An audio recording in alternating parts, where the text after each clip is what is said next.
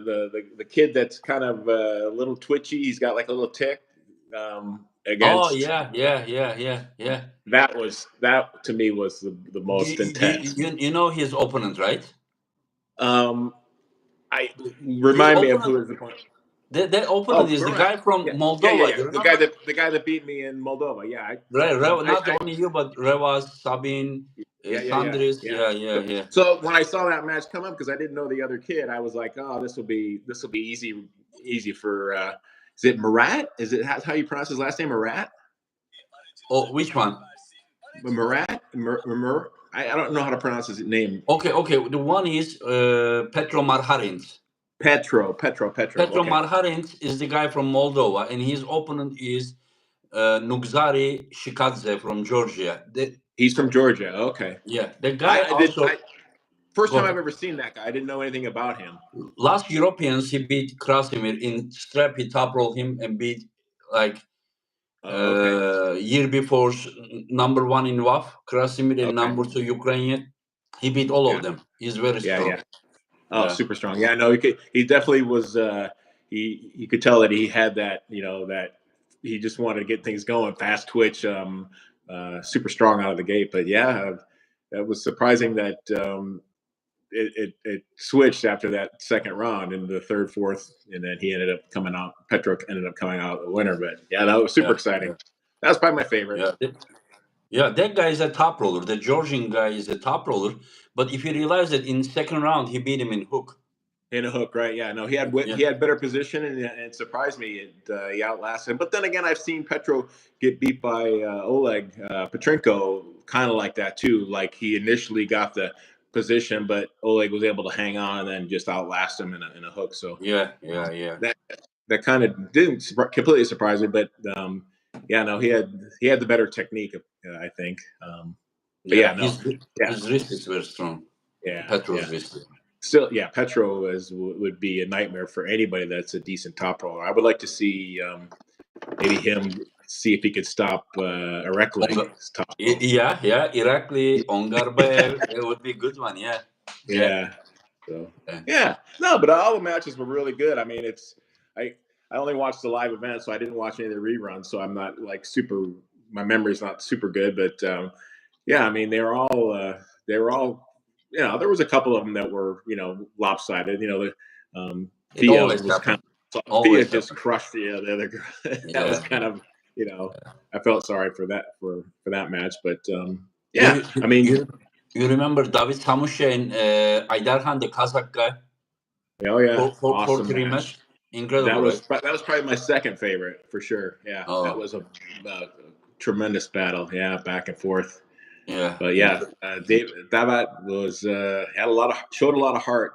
Had to pull in bad positions for a long time. Yeah, but he's definitely got the frame and the joints going for him, because he can stay that way, all twisted up like that for a long time. So yeah. This guy won 8 title matches in a row. Incredible. I bring him all the best ones. He still beats them. Yeah. And was this guy someone that was higher in his weight class than normal, or did they both make weight, the same weight? I mean, no, both are like, David is normally 87, 88 kilo. Aydarhan just went up to 85 kilo this year. Okay. He was 80. Yeah. Did you see the Golds match? I did, just a little bit though that I can remember. I don't know. It wasn't so super memorable, I guess. Arthur Makarov and the Golds. Yeah, he got swept. He got swept. He didn't win a match, so he didn't get a chance to get into it. Right? Yeah, I do remember that one now. That was kind of uneventful, but it kind of surprised me. Everybody, I think, was hoping that Mendagas was going to be able to, stop it. And once he stopped it, maybe. I mean, there was a couple places where he had, stuck it for a little while, but it was just too far out of position. But all in all, super exciting. Job well done. I mean, the production quality was great. I don't know how everybody else's feed was, but mine was flawless. And initially, I was a little upset that I couldn't get my phone to connect with my TV to watch it on my TV. I was going to have to watch it on my silly little phone. But then I realized if I downloaded it to my computer. My computer would simulcast it to my TV. So that ended up working out. So it was exciting. I got to watch it on the big screen. And what did you think about Alijan Murado? Okay, remind me of this one. The one that pulled left arm with Hermes, the Kazakh. Oh, yeah. Well, I kind of expected that. I mean, that guy is so. I think on our last podcast, you asked me about that. I thought I was thinking maybe it'd be a close match if they did it righty, but then you said left. I thought, oh shoot, I know I've seen him just crush some monsters. So it wasn't super surprising to me. He needs to pull right-handed. Is he an arm wrestler? He's not bad. You know the Rino Masic. Do you remember Rino Masic? He beat Basho Saginashvili. He also had a left arm title match with Matushenko. He's from Croatia. That guy, in the last WAF Worlds, Alijan with right arm in a fresh match beat him. Yeah. Okay. Yeah. Alijan's right arm is not bad, but left is not from this earth. Is he a natural lefty or? I think he's right arm, but he said that he broke his arm when he was young twice. And the guy, I think he's only like 230, 105 kilo. And the thing is, I think he's ready to pull guys like Matushenko, Vitaly Laletin, if he comes back, Levan Saginashvili and Morozov. Yeah, no, he doesn't look lopsided. It doesn't look like his right arm is like some guys, just that are just strictly left-handed pullers that are, his right arm's not tiny. He's pretty symmetrical. So I would imagine he's probably a little bit of training and confidence. He could be right there doing the same thing with his right. Yeah, he can. He has never been at the same level as his left, but his right was also good. See, they are saying that. It's great when you are competing, but when you are not competing, you should be commentating. People says. Right. Yeah.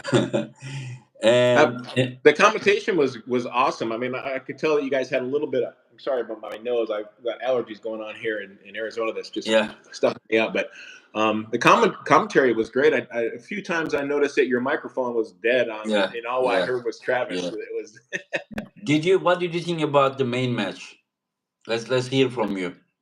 Oh, so you're talking about the Devon match, right? I was super excited first round when Devon seemed to have kind of stuck it in the middle, and for a second there I thought, is LEVAN? He looked really confident. I was thinking, is he playing around? What is he doing? Just kind of just standing there with Devon, just kind of showing off. But then he did have to kind of throw a shoulder and get kind of lose his wrist in doing so. And I thought, oh shoot, this might end up being a match if that was a real first round. But then I don't know, he collected himself and got his cup a little bit more, he focused on his cup and just completely took it away from Devon. Devon lately has been, because he's a taller individual and has been able to pull that back pressure so well, that he's a problem for almost everybody, other than obviously someone that has the equal size, and the hand strength is just so important in arm wrestling, especially when Devon's doing what he's doing. I felt like I really was sad that he didn't move his elbow forward after realizing that the King's move and trying to extend out like a straight arm like that wasn't going to work. When LEVAN moves forward when he moves in forward like that, to me, from my personal experience, always moving elbow forward in the cup and trying to stand your arm upright puts a lot more strain on somebody driving down like that than trying to He faded away completely with his arm, and of course I know what he was trying to do with the King's move, apply as much back pressure as he possibly could. But I think in that situation it might have been nice to see if he could have maybe moved his elbow forward and try to stay higher when he was getting driven down like that. So whenever you are very open like this, you are vulnerable for the pressure to the sideways. If I were him, I would try to stay at the center, because his pronation was strong enough, but I think he was losing the wrist. Whenever I think LEVAN's power is coming from that back pressure and then side pressure together with pronation. Yeah. I think Devon needed this more than pronation, because even he was holding here, but he was failing from the wrist. Yeah. But we don't know what he's feeling. I mean, that's obviously he's trained, and that's going into it. That was his in his mind anyway. That was his best move to do, and he stuck with it. But yeah, at one point I just thought to myself, oh, just stay tough and just move your elbow forward and try to just keep your arm stood upright, so that he doesn't have that angle to really drive you sideways. But he had to put some frame, right? It's easy to say, but it's hard to do when you've got a 500 pound or whatever LEVAN is, 400 some odd pounds crashing across the table on you. So, but no, I don't know. I watched an interview of Devon's, one or two afterwards, and it sounds like he's happy and content, and he's gonna try to. We'll see how long it lasts. He'll probably be talking super heavyweights again in another couple of years, but. As of right now, he felt like he did all he could do, and it still wasn't enough. So, but so now we got to find a new up and comer for LEVAN, right? Is it Krdecha? I mean, he looks so dominant against Georgi. Yeah, against Georgi. Georgi had some kind of accident. Yeah, I saw that. I saw some footage of it. 10 days before the event, he fell in bathroom or something. His ankle was swelled. And he, in such condition, 3 days after the accident, he went to Bulgarian Nationals, and he competed the Bulgarian Nationals 1 week before the East versus West, because their Bulgarians train every day. 1 week is even more than enough for them. So, and then he came to Istanbul. We asked him if he needed MRI or something. First he said no, but later I heard that he didn't want to show it, but his condition wasn't good. So he was taking antibiotics and everything. I don't know. We cannot take anything away from Krdecha, but I'm not sure if also Georgi was in great tip-top form, right? If your body's hurting like that, you're a little tentative about doing anything. Yeah, I'm sure. It looked like it almost looked like was it a compound break? But did the break in the ankle go out? You break the skin, because it looked like I saw something where he had I think he had a surgery. He told me when he went back. Yeah. Bathrooms are tough. You don't want to be just messing around, slipping and sliding in bathrooms. There's been a few arm wrestling competitors in the past that have missed. You remember, right? You were set to pull Rustam Babayev. You remember? right. 189 world title, and then he canceled. Yeah. And what do you think that who can be a good opponent for Krdecha? You think about Hermes, Laletin. Well, Hermes needs a rematch with Krdecha. I think Hermes has got the loss on Krdecha, so the last time he pulled. So for sure, Hermes. But Krdecha is probably the only one, maybe big enough frame to maybe take away some of that that just physical size that LEVAN has. I mean, I don't know. It's arm wrestling is kind of funny like that. With sometimes you just get beat because you're just not. Your frame isn't big enough to handle someone that large, that thick. And Krdecha is definitely on that level of size wise that it might not mean so much. Of course, there's a few others, of course, but I think he's kind of in line if he's staying with the sport and going to stay strong and go after it. Morozov, I think, also is another candidate for sure. I mean, with his size, that might be able to deal with LEVAN. It'd be interesting. There's still monsters out there. Yeah. Do you know Kirill Sarchev? He's like a power lifter, strongman from Russia, and this guy was here. And I think 1 week before he came here, he had a training with Denis Siplenko. And Dennis was able to take his wrist. I saw he was when Dennis waited, he was stretching like Dennis like this, but Dennis, whenever he wants, he was taking his wrist. And this guy came here, and then he had some trainings with Kalinishenko and some other guys. And then next day, Hermes competed with right arm. So he trained with Hermes. Hermes was able to beat him straight sideways. But whenever I told Hermes to take his wrist, because his fingers are very strong, Hermes couldn't take his wrist. He said it's very strong. He said, yeah, yeah. I've experienced that. Dennis Sipenko was able to take his wrist, the same guy's wrist, a week before that Hermes pulled him. And now Hermes and Dennis are gonna pull. Of course, it cannot be exactly that way calculation. You cannot make that kind of calculation. But do you think that Dennis's pronator and the back pressure and the arm lock here can be problem against Hermes if Hermes doesn't, like, if Hermes makes mistake or something? What do you think? I think so. I mean, that kickback top roll that Dennis has and in his bicep, Hermes is going to have to rely a little bit on his coming across the table and cupping technique to secure that, to bring Dennis's kickback to this position. So it's going to require, and Hermes, he's got great back pressure, got great side pressure, but his hand isn't this, maybe the size that it would need to be able to do that to Dennis. So I worry that it might be kind of a weird match. I can kind of see both of them going out to this kind of pronated position with that, kind of flattened wrists, and then, but I think Hermes may possibly have enough side pressure strength to, take Dennis off center, and if that happens, I mean, what if his wrist fails? It takes the same. I think his wrist is going to fail. I don't think Hermes will have the control in the cup to really commit to try to cup Dennis to bring him over, to bring him under his hand. I think he's going to rely on his knuckles high back pressure, and because of that, Dennis will do the same and kind of kick his wrist back, and then rely on his bicep to hold it there. So, and do you think Hermes can press him like this, because he is able to do those kind of things? Yeah, I don't know. Hermes obviously has a ton of side pressure. I just don't know if it's going to be enough. I think it's gonna look ugly.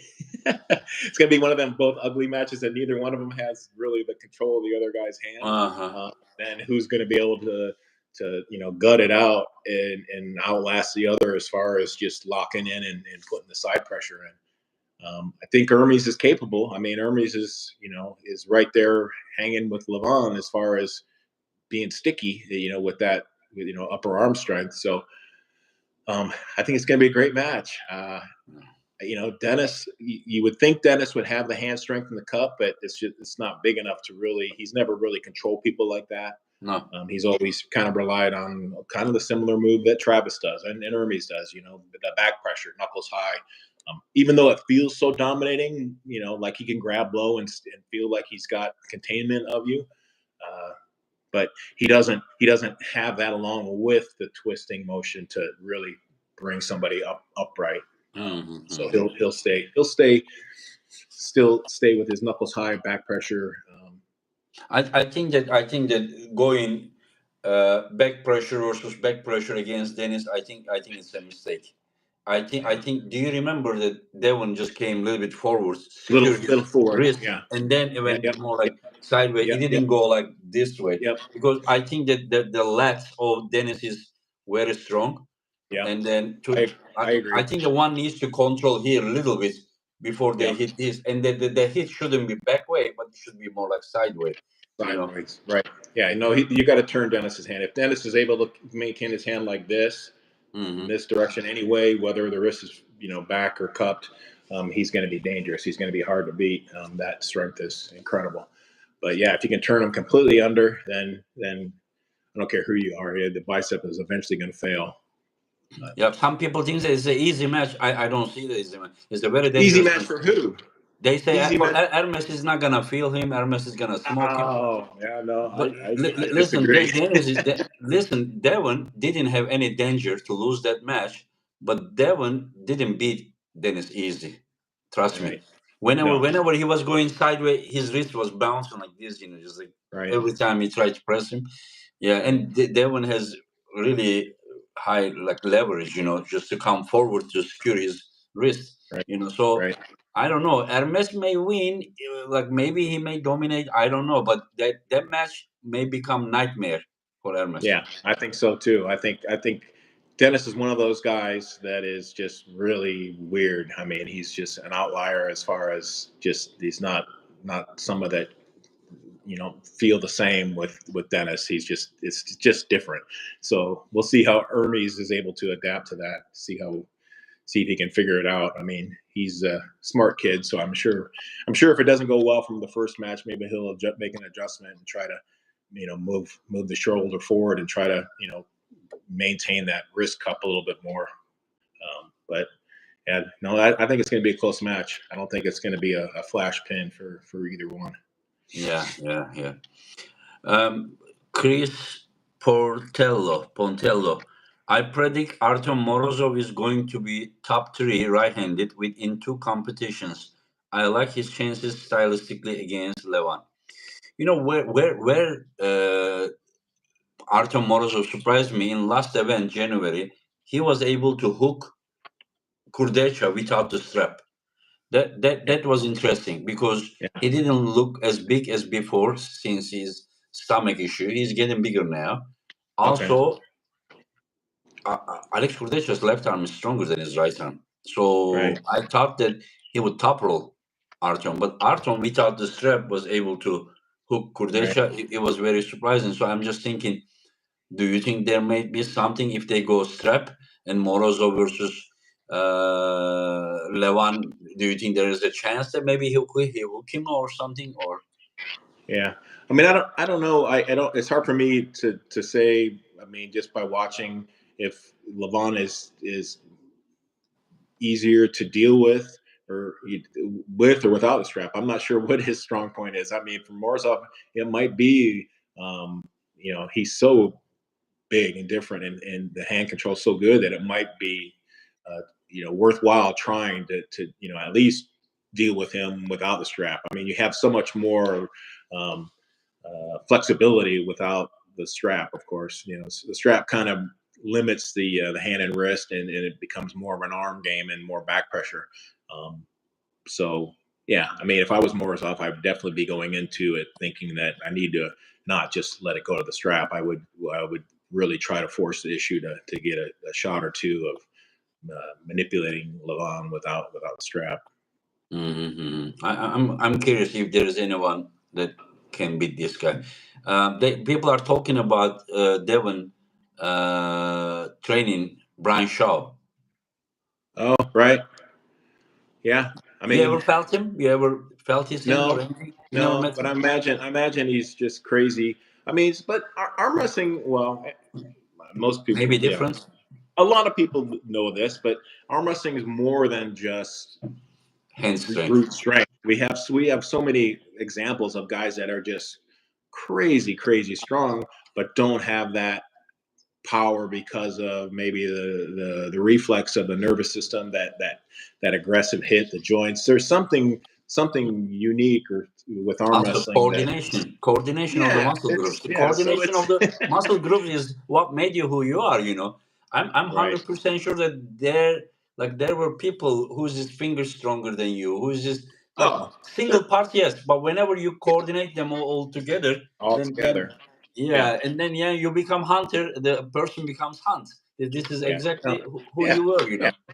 Yeah, no, I can go through a lot of my past of thinking there was hundreds of guys, thousands of guys that were stronger at seemingly all the areas, and they just even with some time they couldn't put it together or whatever reflex or coordination. Like you said, there was some X factor that was that you really couldn't key on with strength that made the difference. Yeah, synergy. Yeah. Todd and Oleg Child, thank you. My favorite arm masters together. I love it. Thank you very much. Thank you, my friend. Yeah, we will see, my friend. What do you think about Laletin? Laletin and Kurdecha are probably the tallest guys, right? In the elite arm wrestling. Do you think their match would also be good since both are like over 2 meters? Yeah, And of course. I mean, of course. Are they slated to pull each other anytime soon? No, you're just thinking in your head like, no, no, wait for listen, another. listen. I have my boards, on the Oh, wall, you got and your then board. writing this event, next event, other event, Okay. Yeah, like all the I didn't names. remember seeing them. I thought you were referring to the King of the Table. I said, I don't remember seeing them being, they're not pulling at King of the Table, right? So yeah, this is future No, stuff. not But not this have they event. ever pulled each other? No, They've never, yeah. So no, no, no. yeah, it'd be interesting to see how they each deal with the other being like, oh shit, this guy's as big as I am. Yeah, yeah, yeah. There are incredible matches left. There are still many matches, and then we will see, how it will go. So Yeah. who you choosing? King of the Table. Get back to King of the Table. Um, Petrenko against Ongarve. Ungervai.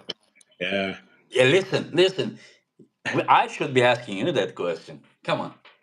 I think Oleg. I One think second, one second. Petrenko. Do you think that Petrenko improved since then? Yes. I Yeah. think he's improved. I think his hand, even before he was improved, right?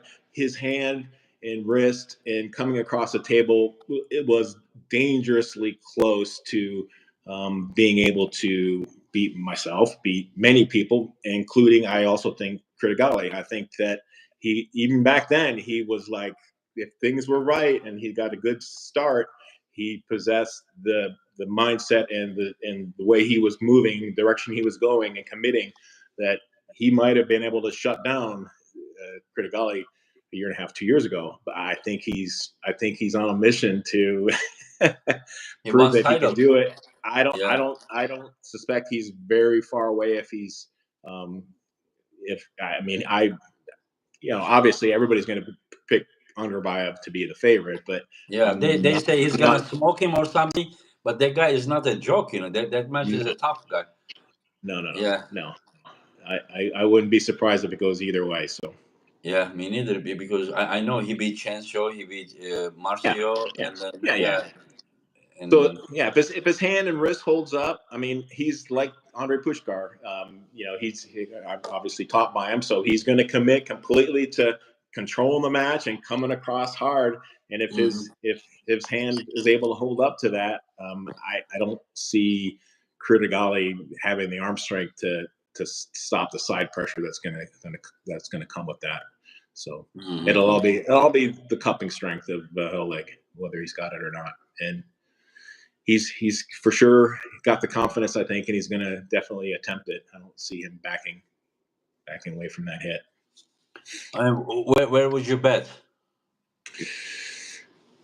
Oh, depends on the odds, I guess. I'd still probably I'm going to give Criticale the advantage just because they have a little history, right? I've seen them practice pull against each other, so I think Oleg probably has a little bit of a worriness or doubt in his mind. So that would give Criticale a little bit of an advantage. If the match stops, then obviously Criticale. I mean, the guy's But depends on where super. it stops. You cannot say that just where the match Yeah, stops. It may be yeah, advantageous position for Petrenko. yeah, yeah. I mean, if it stops, which I don't think it will stop, if Petrenko is able to establish his hand and wrist, I think he's strong enough that he will bring Criticale right to the pad. I don't think Criticale is going to be able to lock and stop that if he doesn't have his hand position in a good spot. But if it ends up being a hand war and Criticale is able to somehow get to make it to be hand to hand, then Criticale is going to probably outlast him. I would assume that he's going to come out on top after 6 rounds. Or what is it? 5 rounds? What is King of the Table? They do 6 rounds, right? Yeah, Yeah, yeah. yeah. Best of 7. Yeah, not best of 7. I think full. They are playing full 7, 6 rounds. Yeah. 6 rounds and then a tiebreaker. Yeah, yeah, yeah, yeah, yeah. John, how about you? How about me? I don't know. I haven't done anything since my match with Krasi. I've done absolutely zero arm wrestling. I'm trying to stay somewhat in shape by doing a little bit of hand and wrist and just keeping the hand strong. But I told myself that I wasn't going to, get on the arm wrestling table for a while and kind of analyze how my shoulder felt. And it's calmed down quite a bit, but It's definitely not healed. I know if I started back up arm wrestling again, it'd probably be flare up. And I get reminded of how pathetic it is just doing silly tasks. Anything overhead, it's like I gotta raise my, help my left arm, bring my right arm up in the air. Like, oh my god, why am I, even still thinking about arm wrestling? But I haven't completely given up on it. But there are times I have to admit that I'm like, okay, no, it's time to, to lay down the goals of being a top arm wrestler anymore. So, but yeah, I mean, that the kinesio tape, I would suggest you to use them before trainings, because they are taking some pressure from those muscle groups, so you don't get damage, as much whenever you use them. Like, I wouldn't use them on daily life, but whenever you go table, I would use them. So it will protect you some. Yeah. I mean, there's, I guess, workarounds that I hadn't really thought about doing that I could probably try to do to still be involved and strengthen myself for arm wrestling without aggravating that and being in so much pain, and then just hope that it's stable enough and strong enough on competition day to, to be strong enough. But I don't know. I'm not super excited anymore with the arm wrestling, just because it's getting to be a real painful endeavor. Yeah. Okay. How about you? What are you doing? Are you making a comeback? Are you starting to train it, or you're just gonna be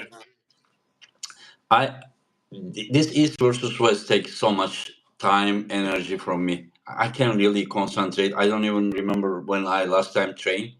I'm planning to my equipment is in the somewhere else in gym, so I'm planning to bring them to home, and then so I don't have to go and come back. Like, whenever I have some little time, you understand? Right. Like, I can just train a little bit and then focus on job. But John, I realized that the one of the keys for success is just like focusing to target. So whenever I see like that I need to do a lot of things for East versus West, like, I cannot really focus, I cannot really motivate myself for diet, cardio, this and that. So I need to make it like decision to choose. So I'm just thinking, one side is my personal goal, the other one is something for the community, for the sport I love, and for the other athletes. So I'm thinking, like, you are not 25, so I'm choosing that side. But I will try to do both without giving up anything from the main thing, which is East versus West. But I cannot stop. I think I'm a good arm master, and a few more years I need to pull before I quit. I don't want to quit like this. Like, time's ticking though. If you have any desire to I need to do make your mark. I mean, what would be your goal? I mean, would you consider to pull maybe like David Shamishu? I Can was you make gonna that pull weight? him. I was almost gonna pull him if I didn't have the accidents. But still, that would be. I mean, you just jump right in and go right for the title. I don't know. You're right. Maybe I should Why not? If you can do it, you might as well go for it, right? Okay, which one you are talking about? I should directly go for the title, or I should go David? something? Yeah. I mean, if I do it, I asked him already September. King of the table. I cannot do it. The East versus West. East versus West. 3 hours sleep a day. With all that stress. Is the cameras ready? Is the stage ready? Did we pick the guest? You know how I am there. I mean, you see a little bit. Yeah. There is a super chat I cannot read. Komşu, greetings from Bulgaria to you and John. Will we see Gashevsky the East versus West? I mean, I hope so. If the conditions are well, yes. And Toden Oleg's love child. Hearing John talk of retirement makes me very sad.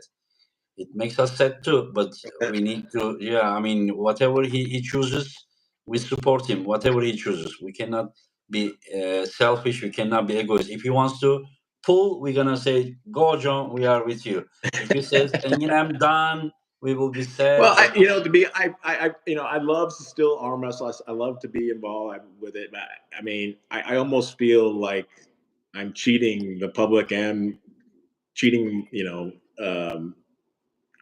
community by going into these matches, at 80%. It's 70%. Just because I can't, because I'm hurting it. I can't. I'm not training. Nobody expects you to be 100%. I don't have the same. I don't have the same level of just excitement and commitment that I think everybody deserves, and including myself, to compete at this high level. I'm not undeserving of it. But listen, you are not deceiving anyone. People knows that you have so many injuries. People still loves you to see at the table. Maybe more careful about the matches, not like right away the like huge number one, number two guys, but just like still we love to see you there. Yeah. And how do you see the progress of the arm wrestling? Do you see that this is going to positive direction? Oh, of course, yeah. Well, we've talked about this 100 times, but I mean, the not only is the quality gotten better, but the depth. I mean, it's just mind-boggling. 10, 15, 20 years ago, we would talk about a dozen guys, being in contention, and what about this guy? What about that guy? I mean, there was just a couple handfuls of guys that were very competitive. Now, we could talk for hours. There's 50, 60, 70 guys that are and every banging 1.5 months on the door. And every 1.5 months, we see all of these guys pulling against each other. It's not dream anymore. They are actually pulling against each other. Yeah. But I think just the depth is 10 times what it was just 15 years ago. I mean, and it's very competitive. It's exciting to not really ever know, and it helps that you're doing just the the one-on-one super matches, and obviously from history it is shown to be exciting. We're in a double elimination tournament. One guy you would just automatically think he's better than the other guy because he placed higher in the double elimination. Well, how many cases have we seen where guy goes down 2-0 and then ends up turning it around? Three. You're right. But what is the right thing? How many times do you think that you need to beat someone to prove that you are better? In the past, 20 years ago, when we had the training and we had the challenge, unofficial challenge in training, we were doing like best of three. The one who beats 2 times, we are saying you already proved. But now if we do that, it will be too short for the spectators. Yeah. Well, it's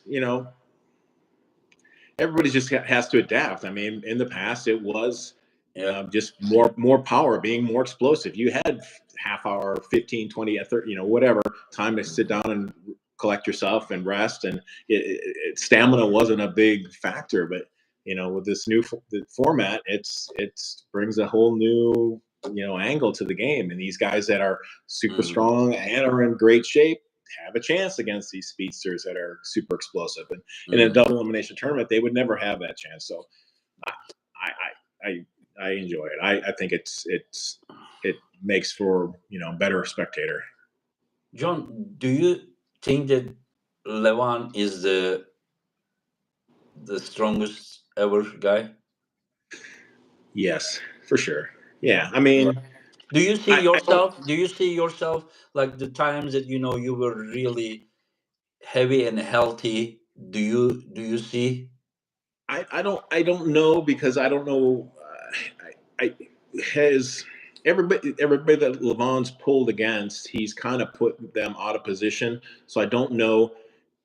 The answer to that question would be, okay, let's see him and Dennis go at it where Dennis is his strongest. I mean, or there's plenty of other guys that I could bring up. I mean, would Hermes be right there and beat him if Hermes wasn't in such an awkward position? If he was just had his hand back a little bit, I say, yeah, that's a good possibility, right? So there's probably a lot of arm wrestlers that are on equal level of LEVAN as far as arm strength, joint strength, side pressure, but LEVAN takes so much of that away just because of the size and width, and he's not really tall, but that size factor just really makes it difficult for most people to really give their 100% of their power, right? So I think the verdict is still kind of out in my mind. That, I mean, obviously he's shown that he's crazy strong and in the right areas to take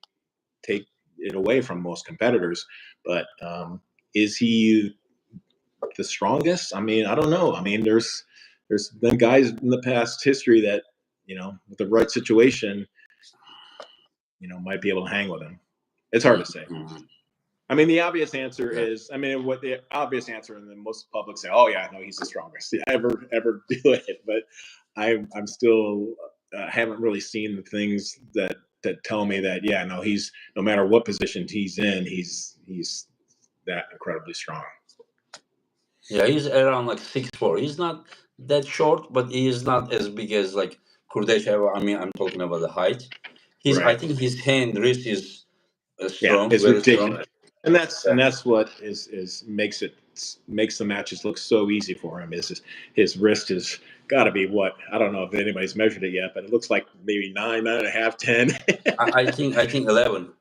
Yeah, I heard it's 11. I think, but I need to be, I need to ask him to be sure. Yeah, I don't know. We will see. Next year, he said he's gonna start with left arm as well. His left was better than his right before he got injured. Yeah, he didn't look like he missed a beat. I mean, he looked like he was healthy and actually more confident than he was than his first match with Devon. So he looked like he was mentally solid, ready, and confident. I mean, he said that for round one he wasn't. He said that Devon had a better start, and he said that if he would try to go, he would lose his he would wrist. have lost it. Yeah, he said that he waited, but looks like he was holding comfortably. His arm was holding. Yeah, but whenever he wanted to go, his wrist was. So he probably chose to go that way. But he said that his wrist got kind of like better lubed up a little bit. Yeah, warmed up. Yeah, this is what he said. And I think that when Levan was pressing like this, Devon kind of really, he pushed his limits. He may get some damage there, not the bicep tone or something, but whenever he held it like this, I think he sacrificed the maybe later rounds. Right. Yeah. No, and for sure. When your arm is taut as it can possibly be taut and it gets driven on like that and opened up like that, that's a nasty negative that's hard to recuperate with 90 seconds or 2 minutes rest. I mean, it's just, even if you're Devon, it's a tall task to be able to just jump back and have that get taut again. Whenever I saw the round one started and stopped, I kind of thought that it was over. Did you think the same way? Yeah, no, I did too. I thought, oh shoot. I mean, especially even when he brought him down, I thought, oh, he's worn out enough where maybe he can, But then we got let down. Boom, the second match is. But the first match, I thought, oh shoot, Devon's gonna do it. He's gonna pull this thing off. I think Levan was around 30 pounds lighter than the time that he pulled against Hermes. Okay. He himself says that he was too big. He didn't have good cardio. He says that was the reason that he didn't feel good in later rounds. This is what he was saying. This time his endurance didn't seem bad, but we will see. Yeah, those matches will happen. And people, there are some people that they say why Levan is not pulling so often. And whenever you set a match for Levan, they are saying, "Oh, why do you set this match? Levan is gonna kill him." So what to do? That's right. So, yeah. But it's nice to know that LEVAN is still searching for the perfect LEVAN. I mean, and Devon's kind of in the same boat. I mean, I've watched some of his interviews. He said he was just as strong today at 250, 260 as he was a couple of years ago at 290. So, I mean, I think there's a balance. There is a balance there of what is, and everybody is still searching for that perfect formula and not really knowing, that balance of power and speed and strength versus losing a little bit of the cardio aspect of it. But yeah, I mean, in Devon's mind, it seemed like he was confident enough going into his match with LEVAN being 15, 20 pounds lighter than we've seen him in the past. So yeah. But I think it was only body fat, low body fat. Yeah, but still, he felt like the extra body fat didn't matter, obviously, this time around. So whether it did or didn't, don't know. Yeah. One more question, John. When you were young, when you were like 17, 18, your motivation, there wasn't so big money at that time, right? Like talking about early 80s, very early 80s. So what was your motivation? It was because you love it so much and you wanted to become the best. Is that true that you moved to where Dave Patton is just to learn from him? Yeah, most arm wrestlers do that, right? They find other people to feed off of and to learn from and to train with. I mean, who better to learn the sport than at the time Dave Patton? Maybe Johnny Walker. I would have moved to Atlanta, but you search out the best to feed off of that and learn everything you can learn and pick up what you can pick up. In your later career, you very naturally and normal that you pick, of course, where the most professional events, like where they like financially, is just like satisfying.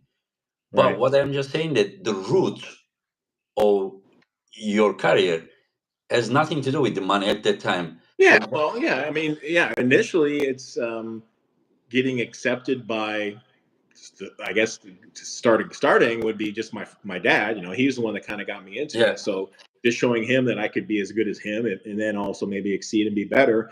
And then it was the whole arm wrestling community. I just wanted to prove myself as I was getting better and beating better and better people. I just continued to just want to prove that I could do it, across the nation. So it's getting those notches in your belt and and having that respect that was my initial motivator. But then after a few years passed by and when you became good, then you start to then it becomes about maybe a little bit more about the money, but but it was there's only so many trophies I could have stored in my house. And then I was like, I don't want any more trophies. But the beginning was you loved it so much, you pulled a lot. If you didn't love, you wouldn't do it so much, and you loved it, and you wanted to become the best, and you became the best. This is what I know. And everything fell in place. It helps that I got better. I was good at it. Obviously I was exceptional at it. So that gives you that extra motivation and pleasure of pursuing it. I don't know how I would have reacted, or if I would have fell by the wayside if I wasn't as successful, if I took beatings here and there. But I don't know. I mean, I would hope to think that I would have just fought harder to overcome those those individuals. Do you remember on those days, back Northeast message board days, I asked, like, who is the person that inspires you? And then people start writing John Brzenk or this guy, that guy. And then you came and you said that the people who comes to the events, competes, and goes back to home 0-2, losing 2 matches without winning any. And then come back again, train and come back and follow. You said that those people inspired you. And then the whole message board was like, wow, like you gave us a different perspective, about and looking back, those were the most exciting times for myself. I mean, and I'm assuming that's what feeds the community is the little personal goals. It's not most people don't care. Okay, so you beat your neighbor, so you beat the guy, so you're the best in the city, you're the best in the county, now you're the best in the state. But that's 99% of the arm wrestlers out there, right? They're just trying to better themselves and prove that they've achieved that by getting that that next little notch. So there is a super chat, ordinary gamer. Before we finish, were you guys surprised Devon was able to sleep so easily? Not sure, but one thing we can agree on is Devon's hand and wrist is insane, he says. Well, that's what I felt with Devon. It was hard to do anything sideways arm with him because he was immobilizing almost everybody's hand and wrist. Wasn't the case with LEVAN. As far as sleep goes, I mean, congratulations, Devon. There's very few arm wrestlers that have that kind of mental control to know to be relaxed and not worry about tomorrow or the next day, because that can sap so much energy out of you. I mean, it's a hard thing to overcome, but the people that can do that and just put themselves in a nice cruise, relax mode, and just understand that they're going to be a better arm wrestler if they stop, going over it in their head over and over and over again, and wearing themselves out over it. I think it helped Devon to, if he's truthful with that, and he slept like a baby and didn't really put a lot of stress on himself. I think that's in my experience, that's the better way to go into a big super match. Mm-hmm. Wake me up when they call my name, type of thing. Don't be, pacing in the back of the room, even minutes before the match. Yeah, it will be great. And we will see you in Florida, Orlando, August 10th. I think so. Yeah. We haven't discussed any. Very soon. This East versus West 12 just killed me. Yeah, it was very tough. Now there is also another event, July 6th, East versus West 13, and then August 10th, East versus West 14. So 5 weeks away from each other, and then you and I, we will talk very soon. Yeah. Okay. Is your July match? I hadn't heard about your July match. Is it going to be in the United States or? No, July is in Istanbul. August is in Orlando. Okay, gotcha. All right. Yeah, and then we are planning to do more in States. Okay. Yeah, it might be a little. That'll be a new challenge for you, because the coordination in that is, you've got that seemingly all down pretty well pat in Istanbul, and now it'll be a new challenge to try to get everything organized. Yeah, but I will be. I'm not doing by myself. I'm together working like this first event. We will be doing together with Chance Show.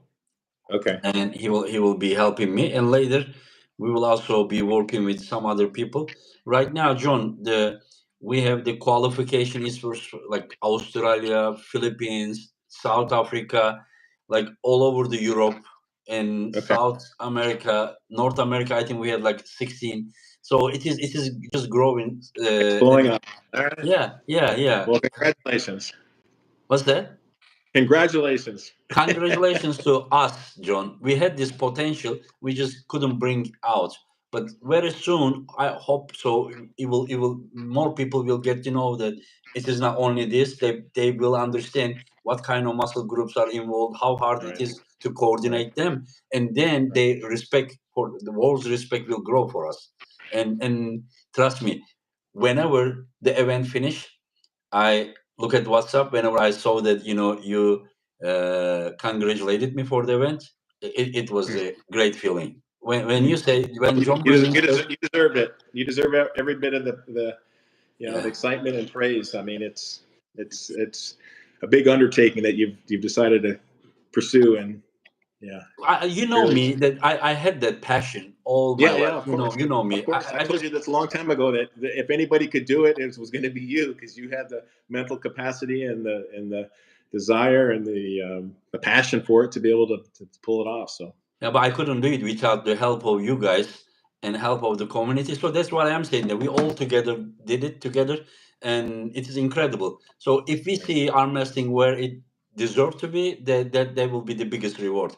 Last two super chat, ordinary gamer, you are both legends. Have a good one, guys. We are Michael Workspace. Came late, high legend Engin, and got John Orlando. Okay, John, it is almost 1 hour. Thank you very much for accepting to be my guest. You're welcome. And we will keep in touch, and please take care of yourself. You are very important for us. For sure, we'll see you in Florida probably here in just a few short months. Okay, take care. Take care. Bye-bye. Hello to your family.